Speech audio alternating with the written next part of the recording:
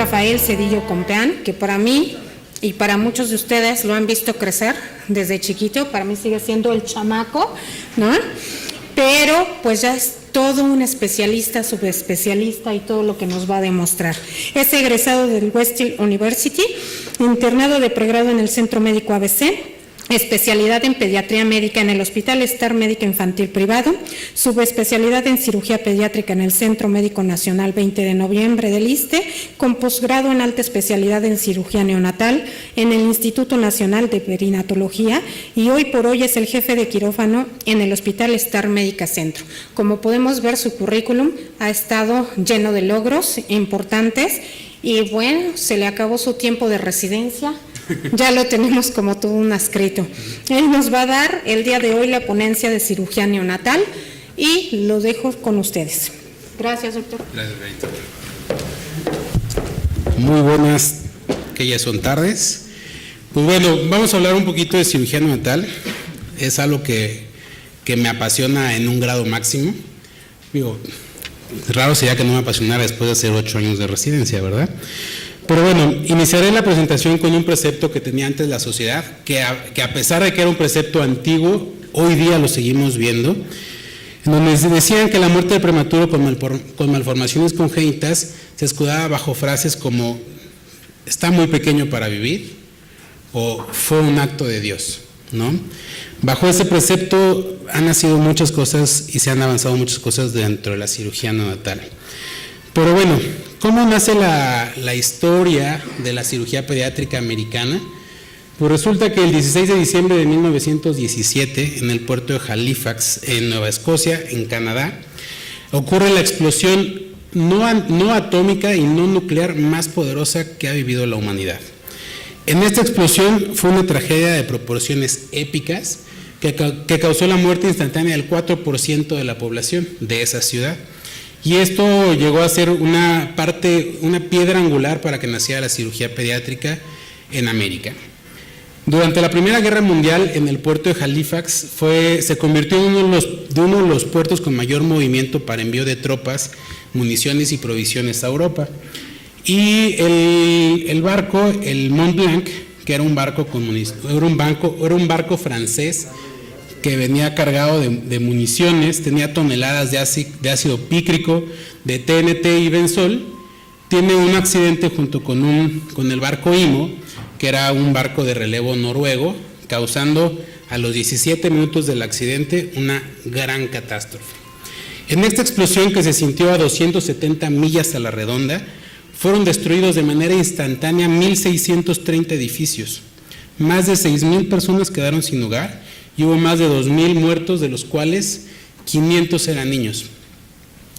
Me quise dar la tarea de ver las cifras oficiales de las muertes y la destrucción que causó el terremoto del 85 para hacer una comparativa. Sin embargo, hay muchas citas bibliográficas que tienen cifras muy disparadas, pero lo que dice el Registro Civil de la Ciudad de México con respecto al terremoto de 1985 se tienen registradas 3.692 muertes. Entonces, Estados Unidos no se podía quedar atrás y en apoyo a Canadá envía la unidad número 5 de la Cruz Roja a mando del cirujano William Ladd. Inmediatamente al llegar al puerto de Halifax se instaló en la Universidad de St. Mary's, se improvisó un hospital en esta localidad. El doctor Ladd había sido conmovido por la gran tragedia que había ocurrido especialmente en los niños en este puerto y especialmente en aquellos niños que habían sido quemados y lesionados, por lo cual le surgió esta gran chispa de dedicarse a la cirugía infantil. El doctor William Ladd fue graduado de la Escuela de Medicina de la Universidad de Harvard en 1906, hizo la residencia en cirugía general en Boston en 1908 y en esa época los problemas quirúrgicos eran resueltos por el cirujano general, previamente diagnosticados por el pediatra, los operaba el cirujano general y eran completamente seguidos en el posquirúrgico por el mismo pediatra. El cirujano ahora sí que nada más llegaba y operaba. Entonces, al regresar de Halifax, evidentemente con ya esta chispa que había causado en su cabeza la atención hacia la patología congénita infantil y a la patología adquirida, Fue nombrado cirujano jefe en el hospital de Boston. Él fue el creador del departamento de cirugía pediátrica en ese hospital. Y pues bueno, al doctor Ladd le debemos infinidades de aportaciones que tiene dentro de la cirugía pediátrica. Él hizo los primeros trabajos con respecto a la invaginación intestinal. Él propuso la intervención quirúrgica temprana, habló mucho y más que hablar, popularizó la técnica del doctor Ramstedt para la estenosis hipertrófica de píloro. Fue pionero al escribir las alteraciones de la rotación y la fijación intestinal con el vólvulo de intestino medio. Describió su técnica quirúrgica del procedimiento Ladd y fue el primero en la cirugía de tumor de Wilms, extrofia vesical y atresia esofágica. El doctor Ladd puntualizó varias cosas dentro de su formación. Él insistió que los niños no son ni deben ser tratados como adultos pequeños, ya que su fisiopatología es completamente diferente, que debe haber especialistas en niños que solo se dediquen al cuidado del niño, y ponía gran atención en los pequeños detalles, como cualquier pediatra obsesivo y compulsivo que somos, gran interés en estos pequeños detalles, y él pasaba horas enteras en la sala de patología analizando sus cadáveres para ver qué más podía hacer para esos niños para evitar sus muertes. Por otro lado, les presento al doctor Gross. Él también fue graduado de la Escuela de Medicina de la Universidad de Harvard en 1931. Él fue patólogo y cirujano general de formación, y después lo incluyó el doctor Ladd, que como bien lo dicen los libros, fue uno de sus pupilos, el pupilo más destacado del doctor Ladd, y fue jefe de residentes de cirugía pediátrica también del hospital de Boston. En 1938 ocurrió un detonante muy importante dentro de la cirugía cardiovascular en México. El doctor Ladd sale de vacaciones y al doctor Gross se le ocurre la magnífica idea de ligar un conducto arterioso persistente en una niña de 7 años. Este hecho causó muchas fricciones entre los dos doctores, pero sin embargo se reconoce como el detonante más importante dentro de la cirugía cardiovascular, el poder hacer esta ligadura exitosa del conducto arterioso. También tiene muchas publicaciones, publicó un gran libro que curiosamente en este libro se excluye el capítulo de teratoma sacrococcigio, ya que se le fue esa hoja del capítulo atrás del calentador y no fue incluido dentro de la publicación. Entonces, él también puntualizaba que si una operación es difícil, es que no la estamos haciendo adecuadamente. Y voy a leer textual esta frase que me encanta, que dice: el cuidado de los niños requiere de un cierto algo indefinido, que bien podría llamarse el arte de la cirugía pediátrica. No se puede cuantificar o caracterizar mejor de lo que se puede describir en las tintas de Tiziano o en las gruesas pinceladas de Miguel Ángel.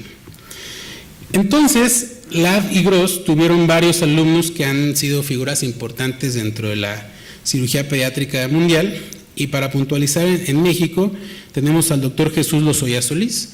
Él fue un médico militar que duró 45 años en servicio, fue becado y fue primer lugar en la Universidad de Harvard, llegó a ser general de brigadier y gobernador de Chihuahua, y fue director de la Escuela Médico Militar, con un gran reconocimiento mundial. Y por otro lado tenemos al vigente doctor Alberto Peña Rodríguez. Él también fue médico militar, fue con grado de teniente coronel, se formó en Boston como cirujano pediatra, y en 1971 inició el curso junto con el doctor Lozoya de cirugía pediátrica. Él llegó a ser jefe de cirugía pediátrica del Hospital Central Militar, así como del Hospital Imán, y esto, aunque están en letras chiquitas, es un gran parteaguas que le brindamos honor al doctor Peña. Él recibió en el 85 el premio Gross. El doctor Peña describió y realizó todas las técnicas quirúrgicas para la reparación de malformación anorrectal, que hoy día son las que se emplean en todo el mundo y siguen vigentes. Y el doctor Peña continúa yendo a los congresos, continúa haciendo cursos. Es una persona que está completamente atrás, o sea, no, a pesar de que ha tenido una vida bastante difícil, solo por puntualizar una cosa, su gran factor de riesgo: él tuvo un hijo con atresia de vías biliares que falleció, y pues bueno, esta ya es como su tercera esposa, pero fuera de eso, y que ha sido una persona fundadora del Centro Colorectal en Puebla, pues bueno, está en Estados Unidos y tiene una gran trayectoria con respecto a las malformaciones anorrectales. Esto fue una foto tomada en Washington, cuando ya saben que me encanta hablar del onfalocele, cuando llevé el trabajo de onfalocele gigante a Washington y ahí nos encontramos.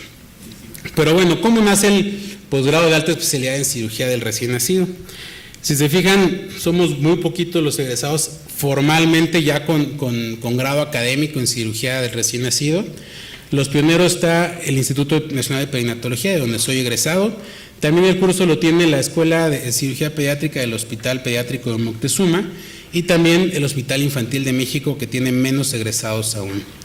No es por hablar muy bien y ponerme la camiseta del INPER, como hay muchos egresados aquí del INPER, pero pues no hay mejor hospital que para hacer cirugía neonatal que en donde nacen los bebés, ¿no? No tengo que dar más explicación. Pero bueno, así como el doctor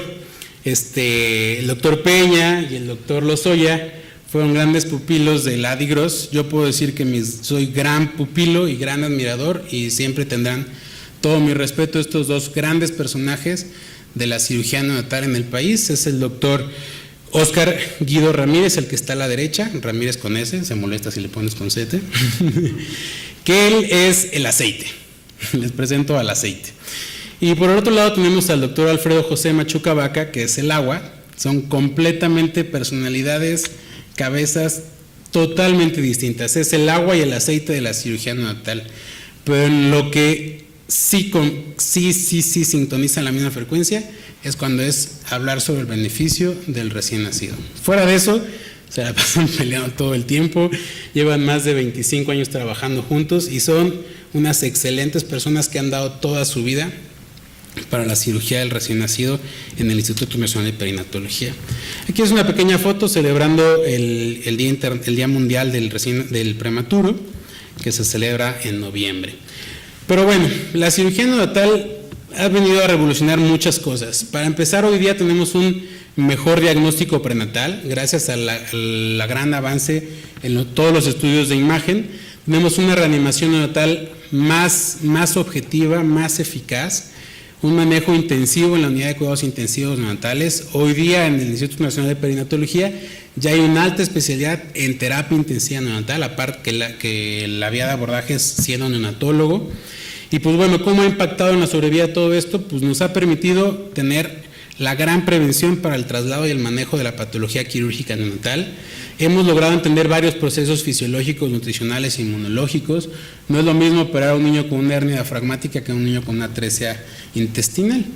Y pues también el gran avance, aunque es muy sencillo, el monitoreo pre y post quirúrgico. Dentro de las malformaciones, dentro de su embriología, el 3% de los humanos presentan una malformación congénita. De estos, 1/3 de ellos, sin intervención quirúrgica, son completamente incompatibles con la vida. La principal causa de muerte durante el periodo neonatal. Y la etiología es, dentro de la genética, un 20%, factores ambientales un 10% y desconocida en un 70%. En esta imagen de microscopía electrónica podemos ver el hemidiafragma derecho, podemos aquí ver un defecto en la formación del diafragma, la LI es de hígado, aquí vemos cómo protruye el hígado y cómo está la glándula adrenal expuesta ahí mismo.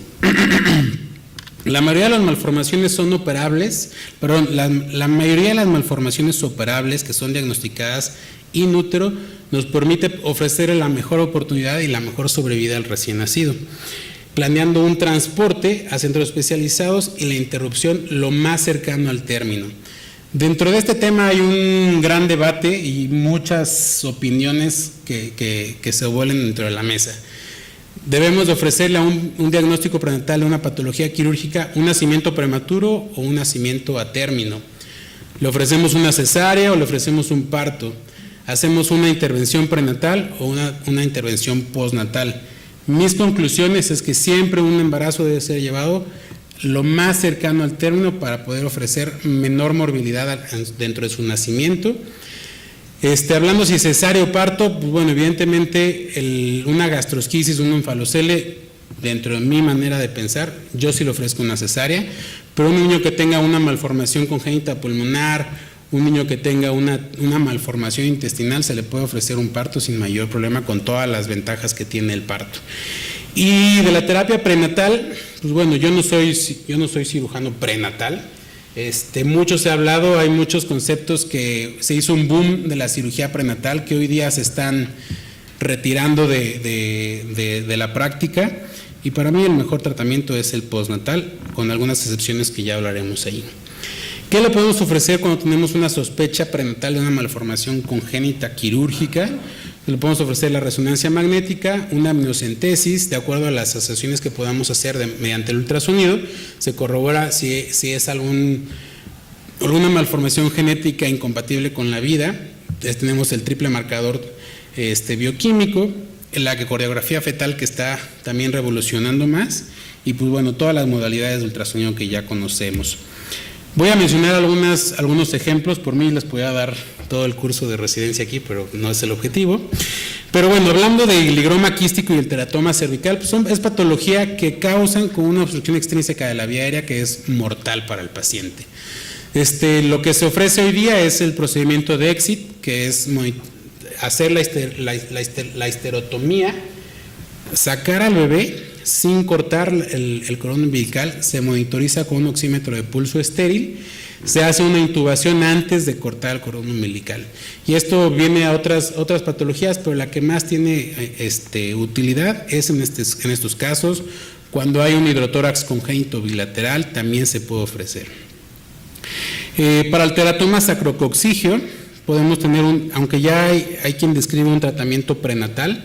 Podemos aquí ver la porción cefálica, la columna dorsal, y observamos un gran teratoma sacrococcigio. Yo no tengo experiencia en México de tratamiento prenatal, pero bueno, nos va a ayudar. No es lo mismo que lo que le podemos ofrecer a un teratoma sacrococcigio si no se planea correctamente el método de obtención y referirlo a un centro especializado. Hablando de hernia diafragmática congénita, que es algo que también a mí me encanta. Bueno, aquí les voy a mostrar una imagen de una resonancia magnética. La L es el hígado y la S es el estómago, que ambos están por arriba del diafragma, en la caja torácica. También en esta imagen de patología, en una vista posterior, podemos ver que aquí tenemos una hipoplasia pulmonar derecha, un defecto del diafragma y con el hígado completamente herniado a lo que sería la caja torácica. Para esto, que es algo que viene a cambiar mucho la cirugía prenatal, yo creo que esto es en lo que más viene a descartar esas ideas, es con respecto al índice cabeza-pulmón observado y esperado.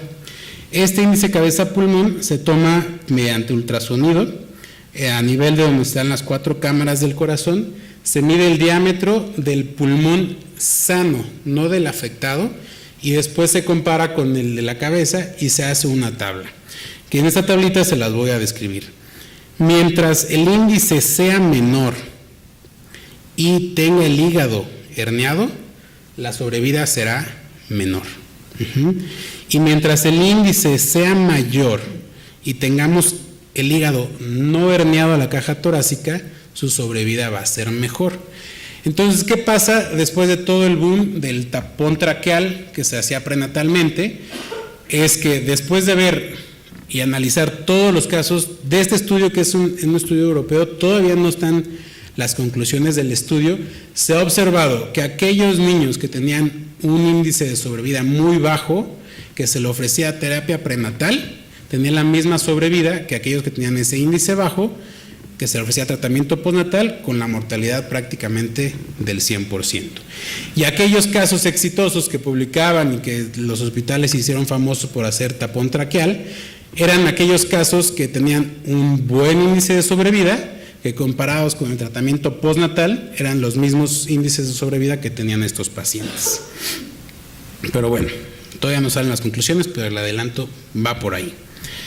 Después, la atresia esofágica es un diagnóstico muy difícil de hacer de manera prenatal. Realmente los que somos pediatras sí hemos tenido esa terrible experiencia que te tiemblan las piernitas, que es durante la reanimación el que no pase una sonda orogástrica. Es una sensación impresionante que vives de que, canijo, no pasa,